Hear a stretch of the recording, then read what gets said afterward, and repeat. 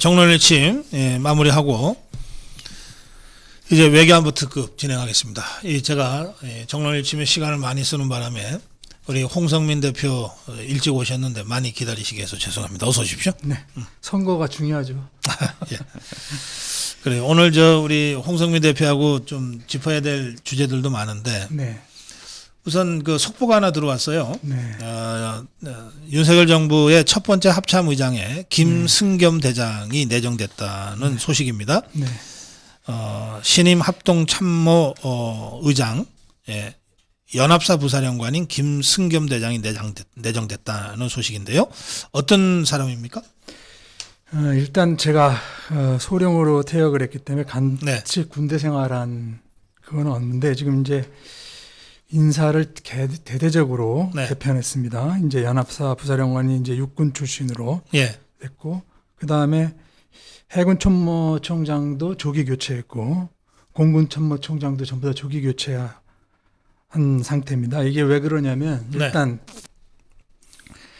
지금 이제 제가 육사를 나와서가 아니라 사실은 그 북한군이 현재 휴전선 100km 이내에 100만 명이 배치되어 있습니다. 예. 그리고 공군은 이제 어떻게 보면은 5만 명 구매고 해공군은 네. 그 대응 작전에 있어서 합참의장이 정부 작전의 핵심 역할을 해야 되는데 네. 아직은 해공군 출신들이 전구 작전에 특히 지상군 위주로 할 수 있는 여건이 아직 안 돼 있습니다. 우선 또 예. 왜 그러냐면 해공군 위주로 국가 예산이 한정되기 때문에 그 전쟁 기능을 편성해서 전쟁할 수 있는 나라는 미국밖에는 없습니다. 예. 그렇게 해서 일단 연합사 부사령관을 했고 그 다음에 합참의장을 한다는 의미에서는 적절한 인사라고 보고 해군 같은 경우에는 이제 그 전임 해군 참모총장이 그 경항모 사업을 추진했는데 이제 그거 관련해서 사실 이제 경항모 같은 경우는 이제 항모를 운영할 수 있는 나라는 사실 중국도 아직 여건이 안 됩니다. 예. 유일하게 운영할 수 있는 미국인데 네네. 그런 차원에서 해군의 전력 증강 사업과 관련해서 교체된 것 같습니다. 알겠습니다. 공군 같은 경우는 이제 워낙 지금 그 성비리 사건이 많아갖고 그런 차원에서 경질됐기 때문에 일단은 잘된 인사라고 저는 판단합니다. 예, 알겠습니다. 예, 합참의장에 그 연합사 부사령관 김승겸 대장이 내정됐다. 이게 육군 출신이고 그리고 한미 이 공동 군사 대응을 하기에 아주 적합한 사람이 합참의장이 됐다. 이런 평가시군요. 네. 예, 알겠습니다. 자, 그리고 오늘 새벽에 북한이 그 미상의 탄도미사일 3발을 발사했어요. 네. 동쪽으로 발사했다고 합참이 발표했지 않습니까? 네. 통상적으로는 동해상으로 발사했다 그러면 이제 동해 어딘가 떨어졌겠거니 그러면 뭐 단거리 미사일이겠거니 탄도 미사일 경우에도 그렇게 생각하게 되는데 동쪽으로 발사했다 그래서 이게 중장거리 혹시 ICBM일 가능성도 배제할 수 없다. 지금 일단은 합참의 추가 후속 발표는 이제 지켜봐야 되겠습니다만 그런 걱정들을 하시는데 지금 우리 대표님 어떻게 보십니까?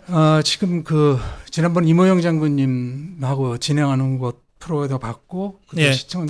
시청장분께서 질문하는 걸 계속 봤는데 네. 일단 북한의 ICBM부터 탄도미사일의 발사는 어떻게 보면은 막을 수가 없습니다. 네. 결국은 이제 북한이 통제되느냐 안 통제되느냐는 핵실험으로 봐야 됩니다. 네.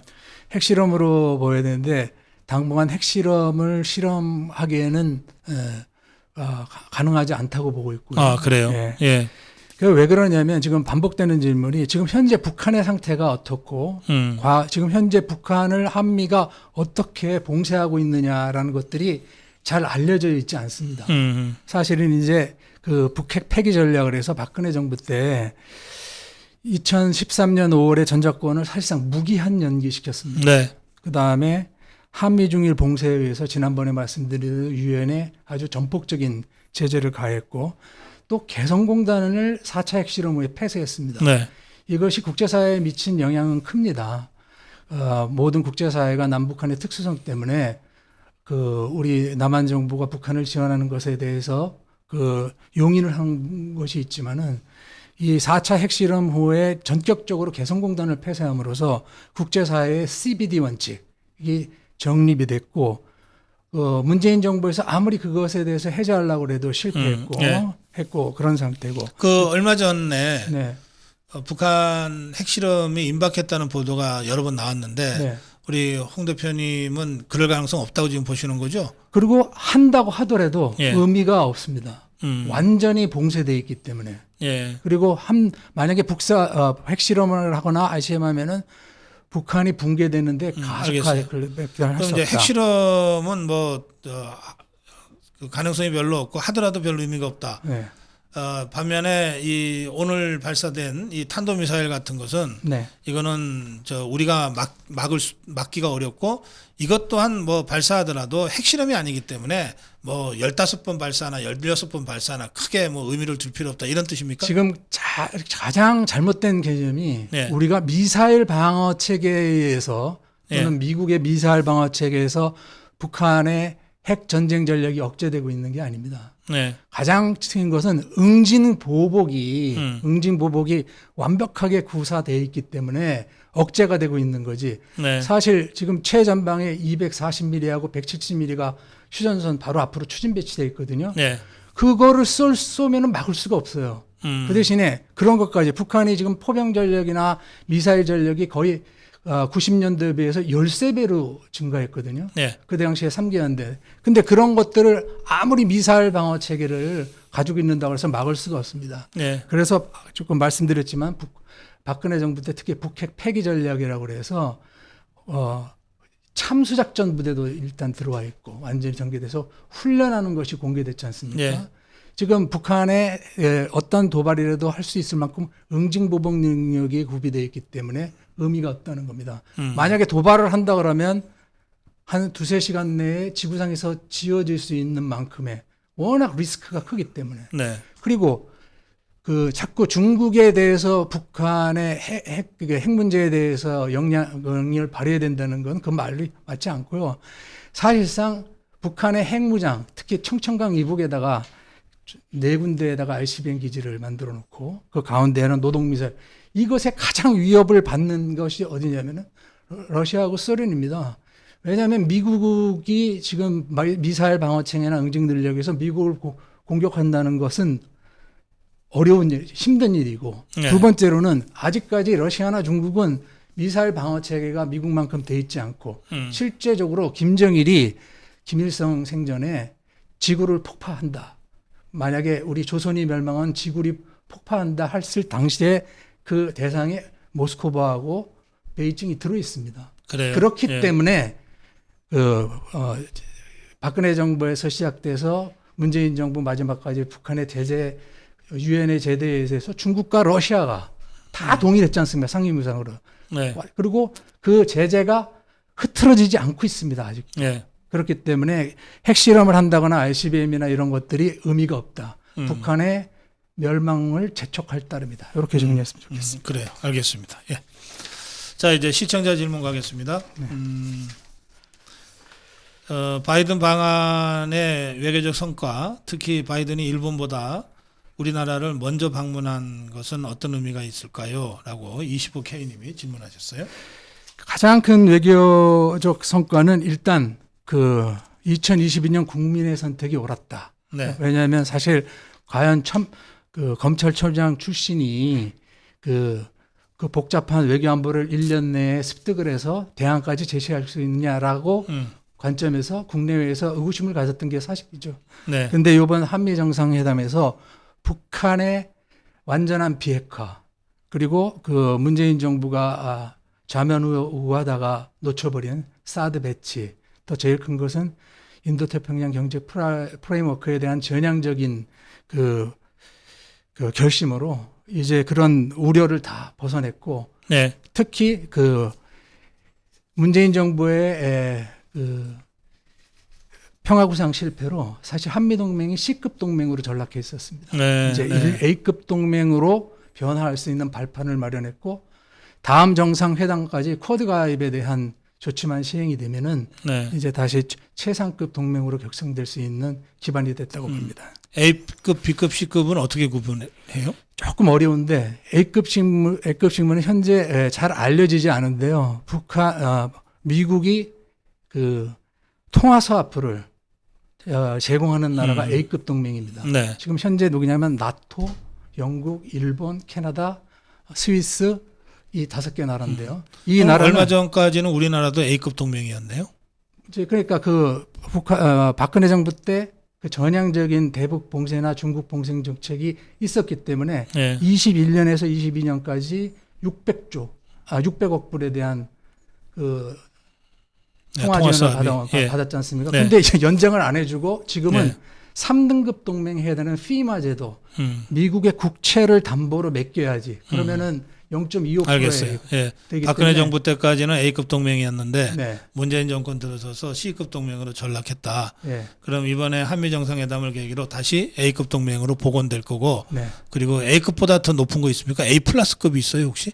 그 A 플러스급이 상시 통화 수합부를 허용한 나라들입니다. 그 나라는 정치, 사회, 경제, 군사의 관점에서 네. 미국과 동의를 하기 때문에 네. 자기 나라의 화폐를 그런 나라는 어떤 나라들입니까? 아까 말씀하신 나토, 네. 나토 국가, 그 다음에 영국, 일본, 캐나다, 스위스 5개국이 알겠습니다. 최상급 등입니다. 알겠습니다. 자, 코리아님이 윤석열 대통령이 CNN과의 인터뷰에서 북한에 대해서 언급한 내용의 뉴스를 봤는데, 혹시 이게 이 윤석열 대통령의 이 원칙적인 이 발언이 북한 김정은이를 자극해서 그래서 또 북한이 도발하는 걸로 이어지지는 않을까요? 라고 하는 걱정을 하셨어요.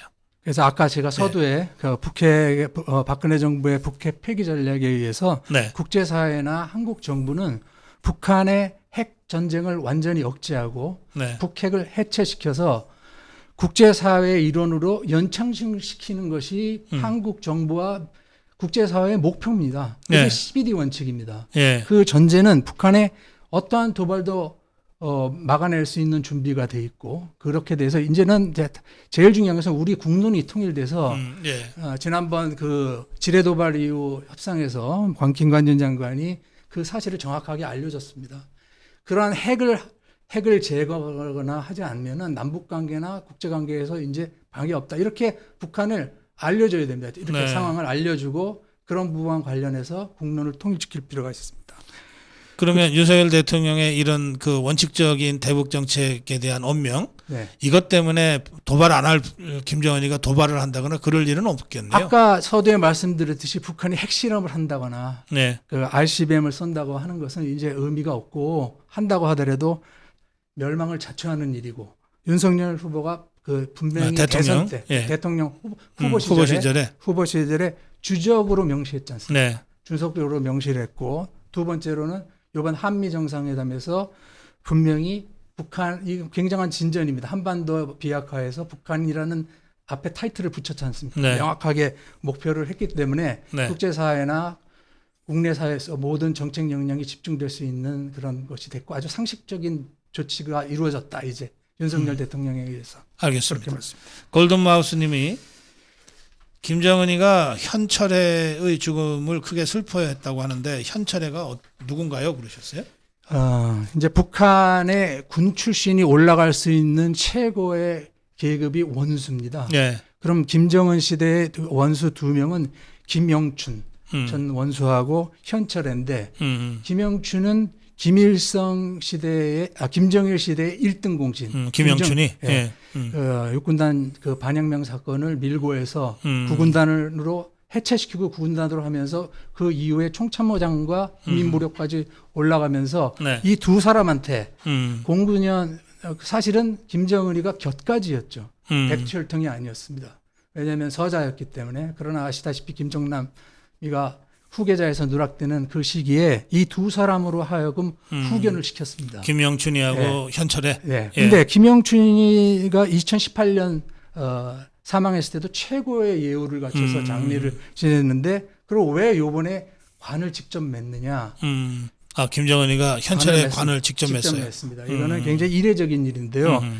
그는 아까 말씀드린 대로 그 09년에 후계자로 늦게 지정되면서 불완전한 지휘했을 때 어떻게 보면 현철회가 고명 대신 김정은의 유지를 받아서 고명 대신의 역할을 했기 때문에 직접 맨 것이고 이것은 굉장히 비정상이라고 볼 수 있습니다. 존엄이라는 그 위상에 의해서 북한이 통치되는데 그만큼 자기의 그 위상이 약화되고 있다라는 것으로 볼 수 있습니다. 아 그래요? 네. 오히려 이제 그 관을 매면서 그 북한 주민들한테 네. 김정은이가 이렇게 진정성을 갖고 있다 이걸 선전하려고 했던 거 아니겠습니까? 의도는? 지난번에 그 말씀하신 대로 이제 그 바이든 대통령이 그 대북 특사 논란이 네. 있었지 않습니까? 근데 대북 특사가 불가능한 것은 사실상 그 문재인 대통령의 한반도 비핵화의 개념에 의해서 남북미 그 정상회담이 이루어졌는데 네. 사실은 그 이후에 이제 왜 그 연락소를 파괴하고 설문 소대가리라고 이렇게 하냐면은 우리가 싱가포르 정상회담에서 실패했음에도 불구하고 하노이 정상회담 때 어떻게 그 갖는 거를 기억할 필요가 있습니다. 그거는 분명히 등소평의 남선 강화를 모방을 해서 그러네요. 기차 타고 인민한테 돈을 가져오겠다.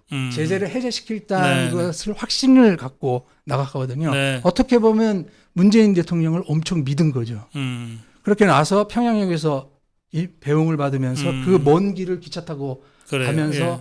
돌아왔는데 그 확신을 줬기 때문에 평양 스테디움에서 연설도 허용한 거고 백두산도 했는데 그렇게 그러한 조치들이 사실은 엄청 북한의 존엄이라는 관점에서 엄청난 타격을 입었기 때문에 예. 지금 이런 예를 들어서 이런 제스처 북한의 그 아무리 원수가 자기를 돌봐주던 후견인이 갔다고 해서 이 관을 밀어준다는 것은 그만큼 위상이 약화돼 있다는 것을 반증한다고 볼 수 있습니다. 알겠습니다. 예. 그 김정은이도 원수 아니에요? 대장인가? 아닙니다. 공화국 대원수입니다. 공화국 대원수는 김일성 원래는 사망하고 김일성하고 김정일이가 올라가는 지위였는데 예. 본인이 대장에 의해서 차수를 거쳐서 본인이 대원수가 돼 있습니다. 그래서 그러니까. 현재 북한군의 공화국 원수는 3명입니다. 그러니까 그 현철의 김영춘하고 거기는 김정은이하고 인민군 원수. 인민군 원수. 그거는 공화국 원수. 공화국 원수. 예. 아, 공화국 그게 달라요? 원수는 그럼 최고 등급. 지금 공화국 원수 세 사람이 세 사람. 누구입니까? 김일성, 김정일, 김정은. 그 죽은 사람 예. 들고. 예. 그리고 산 사람도 하나 들어가 있죠. 알겠습니다. 네. 예. 자, 숏님인데 언론에서 푸틴의 건강 이상설이 계속 나오고 있는데 암에 걸렸다는 말도 있고요. 사실 확인이 가능한가요? 그러셨어요. 사실은 이제 모든 정치 최고 지도자의 각국의 그 건강은 특급 비밀입니다. 지난번 하노이 정상회담이나 또는 그 싱가포르 정상회담 때 김정은의 모든 그 배설물을 철저하게 봉쇄해서 가져가는 거고 다른 모든 국가도 그만큼 봉쇄를 해서 알 수가 없습니다. 네. 그러나 지금 많은 이렇게 건강설이 도는 이유는 지난번에도 말씀드렸듯이 사실 러시아에서 푸틴은 굉장히 영민한 지도자였습니다. 네. 달러 경제에서 루블화 경제로 바꾸고 제3의 외화 보유국으로 만들고 인민의 생활을 향상시킨 지도자였는데 그리고 2008년 13년에 두 군데에서 그 그루지아 침공과 이때는 아주 영민하게 처리를 했었는데 그것에 상반되는 정책 결정에 의해서 사실 러시아는 이제 failed state로 치닫고 있습니다. 우리의 GDP하고 비슷하죠. GDP가 비슷한 나라가 강대국이라는 환상에 의해서 참상이 벌어진 건데요. 예를 들면 러시아의 남성의 평균 수명이 60세가 안 됩니다. 그래요? 네. 왜 이렇게 낮아요? HIV 그리고 또 예를 들면 극우적인 그 남성 사회가 들어와 있는데 일단은 스탈린 치하 그다음에 공산 치하에서 인명이 너무 많이 죽었고 그런 후유증 플러스 그런 관점에서 정상적인 사고 체계가 되지 않는 국가이기 때문에 워낙 술을 많이 마신다고 그런 것도 그러는데 있고 그렇게 해서 60세가 아니기 때문에 그런 상태에서 어떤 그 푸틴이 그래도 잘 하다가 요번에 했기 때문에 이 완전히 failed state로 치닫는 것이라고 봅니다. 암에 걸렸다는 말이 있는데 확인이 가능해요? 그거는 불가능합니다. 알 수가 없습니다. 예, 알겠습니다. 어쨌든 좀 정책 결정, 전쟁도 일종의 그 정치의 연장선이니까 영민했던 지도자가 갑자기 엉뚱한 예. 최악의 결정을 했으니까 예, 좀 이런 이상하다. 것들이 완전히 이상한 저게 좀 그런 정상적이지 나오는 않은 거 아니냐. 거죠. 이런 그래서 이제 얘기가 뭐 정신병이라든지 나오는 거죠. 예. 뇌질환을 의심받는 정도의 비합리적 정책을 했다. 알겠습니다. 한 3분, 5분 정도만 더 하겠습니다, 여러분. 파월일님인데 마지막 질문입니다. 네, 중국의 공산국가긴해도 국가 주석이 바뀐 걸로 알고 있는데 시진핑은 유난히 오래 하는 것 같네요. 시진핑은 인기가 없나요? 그러셨어요. 북한은 5세대 지도자로 나 있죠. 모 대통령이 27년을 집권했고 네. 등소평이 14년을 집권했고 나머지 이후에 세 지도자는 각각 10년씩 인기를 채웠고 그건 등소평이 그렇게 그 유언처럼 남겼다 그러대요. 그렇죠. 10년씩만 해라. 10년 하고 네. 78년 11기 3중전에 음. 민주 프로레타리아 독재라고 그래서 현재 지도자가 차차기를 지명하고 절대로 10년을 넘지 마라라고 라는 그런 헌법을 규정을 해놨는데 네. 18년 3월에 이거를 개정해서 시진핑이가 3연임을 하도록 개정해서 지금 시진핑은 딱 10년을 채우고 이제 올해 여름에 그 베이다이허 회의에서 합의가 되면 이제 3년임으로 독재로 들어갈 수 있는데 지금 알아본 바에 의하면 브레이크가 상당히 걸렸다고 합니다. 그래요. 왜냐하면 근데 지금 저기 중국 헌법 개정을 해서 18년 3월에 그 3년임이 아니라 저기 종신까지 가능하도록은 법은 고쳐놨다 그러던데. 종신이라는 언급은 없는데 3년인 제한 3년인 제한 규정을 없애버렸죠. 그러니까 예. 3번만 하는 게 아니라 3번, 4번, 모르는 5번. 거죠 이제는. 예, 예. 앞으로는 모르는 건데. 그런데 브레이크가 걸렸다고. 브레이크 걸렸다. 어느 네. 정도 심각합니까?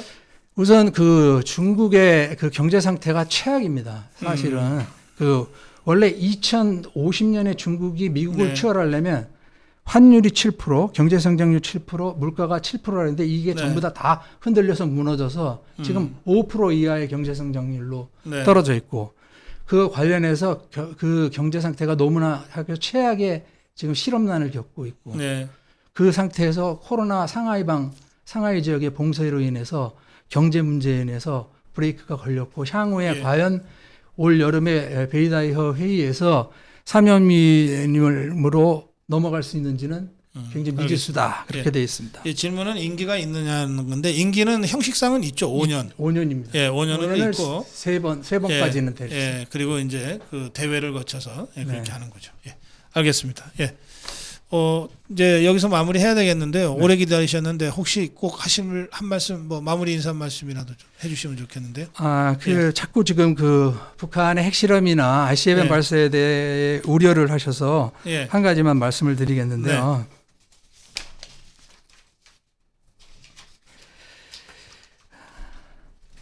2017년 7월 4일에 이게 언론 보도에 나온 거거든요. 2017년 7월 4일에 북한이 구성해서 방현 비행장 평안북도 구성해서 김정은이 참관한 가운데 화성 14형 장거리 미사일을 발사했습니다.